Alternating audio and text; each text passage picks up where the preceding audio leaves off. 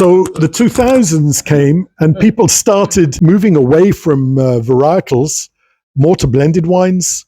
People started planting more Mediterranean varieties. People started making quality wines from our heritage varieties, like Carignan and Petit Syrah. Mm-hmm. Winemakers realized if you lowered the yields and tried to make a high quality wine from these old vine vineyards, you could make something very original, very Israeli, rather unique. And all this happened in the early 2000s.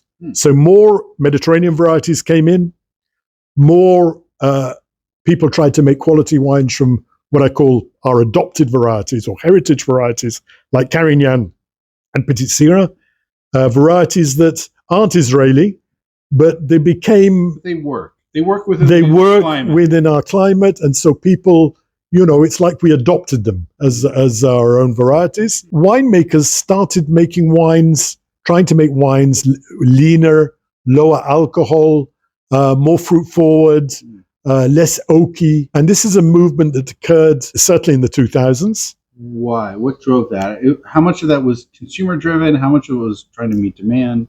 I think it was twofold. I think a new winemaker, when he first makes wines, until he gets the confidence and experiments, they tend to start making wines that are far more oaky because it's a safety thing.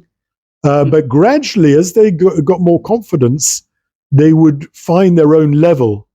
And you obviously want to make something that's more, an oaky wine. You can have a really heavy Australian wine. Let's say an example. Like a Shiraz. And you can say a Shiraz. Yeah. And you can smell it and it's fantastic. You taste it and you say, wow, but do you want another glass?